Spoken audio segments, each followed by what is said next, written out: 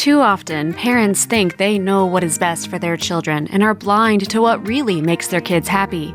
For instance, many parents would like to arrange their children's romantic relationships, not always agreeing with who they believe will make the best spouse. The story I will tell you today will likely open the eyes of many mothers. Not everything in life is as simple as it may seem at first. David was from a wealthy family. His dad built a huge business empire from the ground up, and now neither his wife, David's mother, nor David himself needed anything. The wife was spoiled. She did not work a day in her life, and she was a very arrogant and narcissistic woman. Anne, on the contrary, was raised by her single mother. Her father drank and left the family long ago, having left the girl's mother with huge debts. She gave birth to Anne when she was very young. She was not able to go to school, and now she had no choice but to work as a cleaner to pay off her debts and to take care of her daughter. David grew up not wanting for anything. He didn't care much about school and spent all his free time playing video games. Anne, however, was a very diligent student. She loved to learn new things and received good grades in school. It's hard to imagine what these two people had in common. But when they met at their first year in university, they fell in love. Maybe they got along because they were so different. Who knows, as true love is sometimes inexplicable. We only know they couldn't imagine their lives without each other. They laughed together and spent all their time together. Anne tried to help David with his studies so that he would not fall behind, and David amused Anne with his funny stories and unusual antics. During this time, David's mother watched the development of their relationship. At first, she didn't take it seriously, but when she realized it could lead to a marriage and grandchildren, she began to look into Anne's family.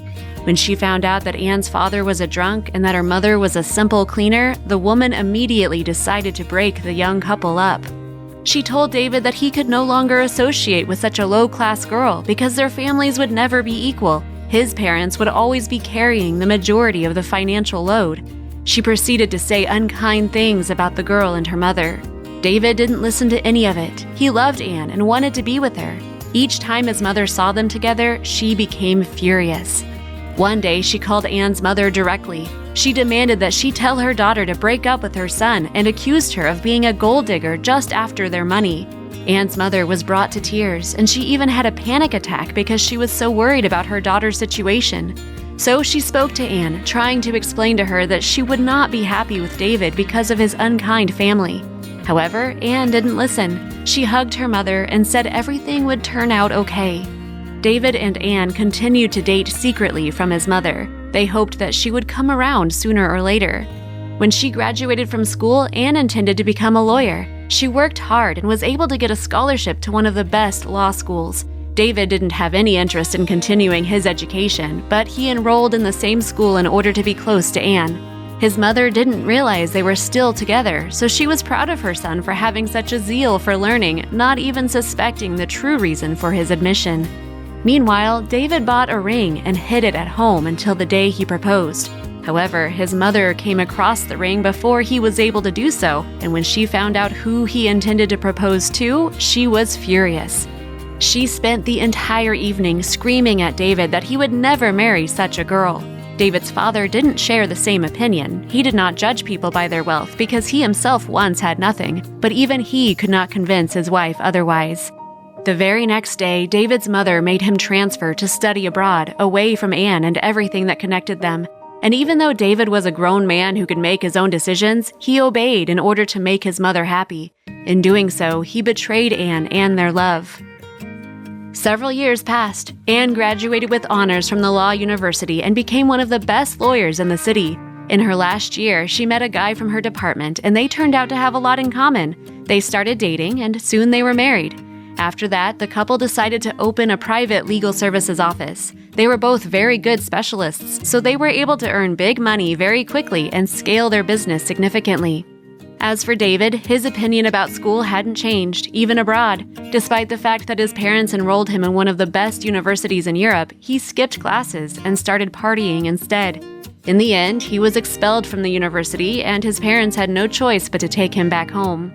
A few days before he got home, there was a terrible accident, and David's father suddenly passed away. David just barely managed to make it to the funeral. Neither David nor his mother knew how to run the man's business, and it didn't take long before they had to declare bankruptcy.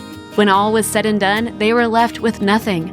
The stock of money was gradually spent, and the woman, who had never worked before, for the first time in her life had to find a job. She had no experience in any field, and the only thing that was offered to her was the job of a cleaner. She accepted because she was desperate. David got a job as a security guard in a household appliances store. One day, when there was a big shortage in the store, they blamed it on David because he did not see it. His mother wanted to find the best lawyer to help her son get out and was advised the best office in town. When she arrived, she saw Anne, who listened patiently to the story about David. David's mother was surprised that Anne was so successful, and she even thought that maybe her son could win her back. But then she saw the ring on the girl's finger and knew this wouldn't be possible. Anne did help David win the trial and his charges were dropped, but they never met again after that. What do you think about this? Did David's mother do the right thing by forbidding them to meet?